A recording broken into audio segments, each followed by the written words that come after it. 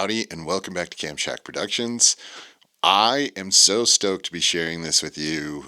This is going to be one of my favorite videos that I have made in a long time because something that I'm super passionate about, which is basically the National Park Service's lack of ability to get their shit together is going to be changing here because the Explore Act, which I talked about in April of 2024, I think, has actually passed through both Congress and the Senate and is on its way to the president's desk to be signed. And this is a supported bipartisan bill. There are a lot of other agencies, the Sierra Club, the National RV Association, all kinds of for-profit, non-profit. Everyone agrees that this Explore Act is a really good thing.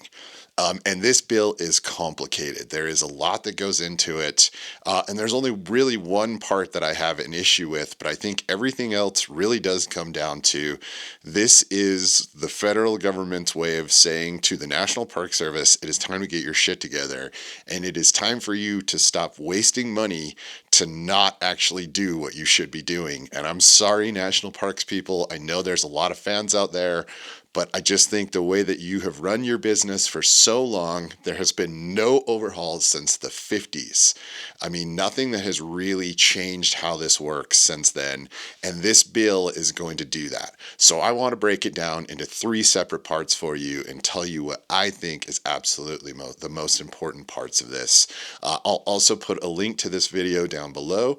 But before I dive into it, please, if you're into this kind of stuff, if you like the gear reviews, the things that I'm doing, please stop for just a moment, go down, hit the like button, and if you want to, subscribe.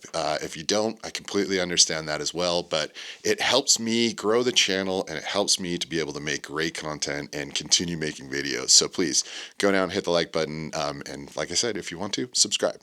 All right, so let me break this down. I'm going to again share the three parts that I think are the most important in my opinion, but I encourage you to go read this entire bill, and then we will stop and we will actually talk about the one thing that I don't like about this bill.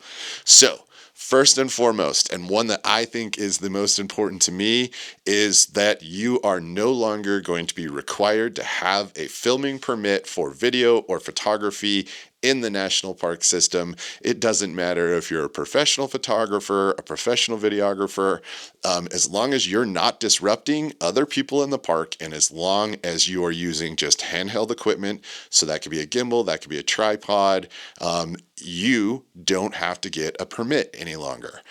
There are certain sections where you will need a permit, like if you have over 8 or more people, you will need to apply for a permit. If you have over 6 people, you're going to have to apply for a permit, but that permit cannot be denied and there is no charge for it. But again, once you start to get over 8, it starts to become professional and you're going to start to interrupt other visitors' experiences. And that is the one thing that this makes sure you cannot do. It states it in all the language. You cannot disrupt other visitors' experiences. So for those of you that really don't like the idea of YouTubers being in national parks, I agree. So YouTubers, be cool. Don't think that the entire national park belongs to you.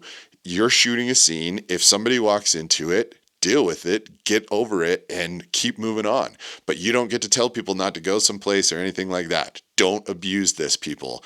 This is really cool. One of the other things that I like about this is, again, as a professional photographer and videographer, say I want to go shoot couple photos in a national park. Back in the day, you would have to apply for a permit. You would have to wait to see if it was approved. You could only have a certain time, and they might send a chaperone depending on where you are. This bill will do away with all of that. So again, if you're at an event in the national park, somebody books the space for a wedding, you don't have to then apply for a separate permit as a wedding photographer. If you want to take couples into a national park and shoot photos, you can do that now, and they can't say, well, you're making money on it. Again, this really seems like this is a really cool bipartisan way for people to kind of say, hey, National Park Service, quit double duping everybody. You get a ton of money, you get a ton of land, you've had a lot of unchecked power for a long time, and this kind of feels like this is the Congress and Senate kind of pulling their reins back going, hey, we're going to let people use these lands. So that's the first thing that is most important to me, is the whole filming and photography, because I love being in national parks and I want to be able to share it with you. All right, y'all. So the second reason that I'm really excited about this Explore Act passing is the fact that it is going to require a gigantic survey of all of the national lands that are held. They're going to require national parks, Forest Service, BLM. Everybody's going to kind of have to look at their usage, record that information, and we're going to actually be able to have some data on how we can improve those areas. Not to mention, they're creating a council that is going to require agencies from state and local and federal to all work together and actually talk about things that can improve recreating for all of us. For example, they're going to, could state and national parks share employees? And I'm thinking about Dead Horse State Park here in Utah, and also Canyonlands National Park, Island in the Sky. I think there's like a quarter of a mile that separates them on the same highway that drives through. Could they work together, build some things where they create a pass where you can go to both? I don't know. It's a way to say, hey, stop thinking you have all the answers. Let's pull some people together and think about this. And they're also really going to be forcing the federal agencies to think about, how can we use this more efficiently? How can you work together much more efficiently? And I'm super excited about that. In that, they're also going to be providing support for gateway communities, places. I think about some of those small towns outside of Glacier National Park. They're going to help them with some resources. They also want to make sure that they're trying to provide some income housing for park employees. I talked to a park employee in the Maze district of Canyonlands National Park, and he has to live on site, which makes it difficult because his girlfriend lives at a different park, because they can't find anywhere to rent within like 150 miles. Could you imagine having to drive 100 miles to get to your job? So it's going to kind of really make the National Park Service and federal and everybody kind of look at what's out there and be like, hey, you're trying to do it, you're competing against each other, you're utilizing different resources to do the same thing.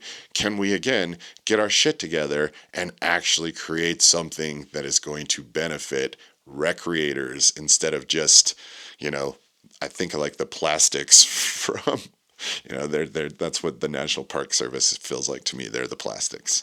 If you know, you know. All right, number 3, and this is the thing that I think is also super cool. They're going to be promoting a lot of veteran programming. They're going to be looking at how to increase outdoor awareness and opportunities to children. And they're going to really be assessing some things, like they're going to require that they find some places where they can build some long-range bike paths. 80 miles or longer on pre-existing trails, roads. They want to look at a lot of the climbing issue stuff.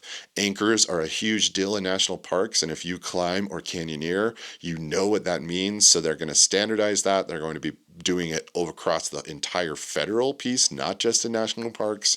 So it's going to create some really cool things there.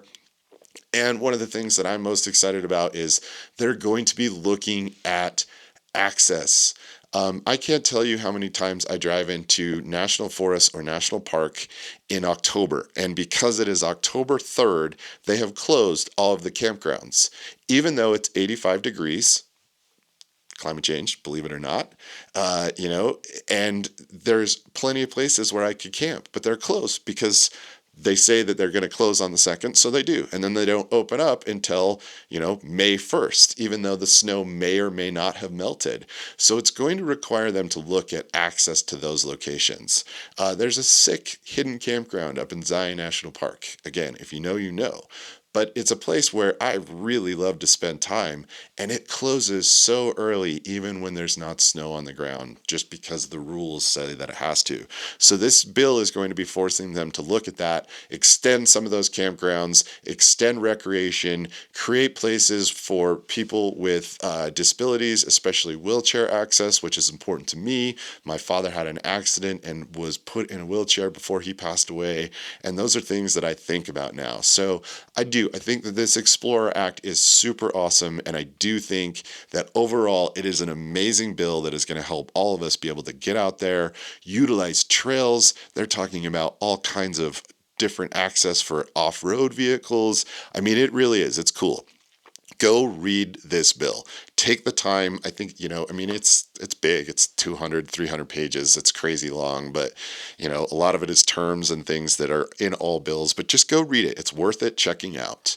All right. Now I do want to talk about the one thing that I do not really love about this bill, and I think there's a lot of people that kind of agree with me, and that is kind of the use of privatization of campgrounds and activities, things like, maybe snack bars, things like that. And I don't really love this idea. I think that if there is a campground in a national park, then let's pay people to go and work in that campground instead of contracting it out to a private organization. Because the second you contract it out to a private organization, you might get power and water hookups for your RV, but it's also going to go from a $15, $25 campground to $50, $75, again, creating a barrier for people that want to be there to not be able to because it prices you out. Because they're there to make a profit. They're not there to just provide the access. There's nobody out there that I think has more pride in their work and the place that they work in than national park employees. They love the place they work in. They're super passionate about it, sometimes to the point of like snobbiness, you know what I mean? So why not just find a way to work that into the budget and open that access, create better spaces, make improvements to what you need to, because it's all been neglected for 50, 60 years. We haven't done what we needed to on the government end of things to fix our national parks, and that's kind of what this whole thing is doing. So let's not turn it into something that's private. Let's keep it national park. Let's keep it open. Let's keep it cheap and put the people that are super passionate and love it in charge of it. I don't know about you, but overall, I think this is a win-win. You know what I mean? I think that this is really going to provide some awesome stuff, and I appreciate you all making it this far into the video. If you would and you enjoyed this video, please go down and hit the like button. If you didn't, let me know. Just leave a comment. Let me know if you liked it, didn't like it, agree, don't agree. I think this is, again, good discourse to get us all kind of talking about what we want, what we need. And I'm super, super excited. And again, thank you for making it this far. All right, y'all. If you're feeling really, really generous, go down and hit that subscribe button. I usually make some pretty good videos. I got some super, super cool content coming out. I got some companies that sent me some stuff for some outdoor gear that I think you guys are going to like coming up here real quick. All right, y'all. Again, thanks for making it this far. Be well, my friends.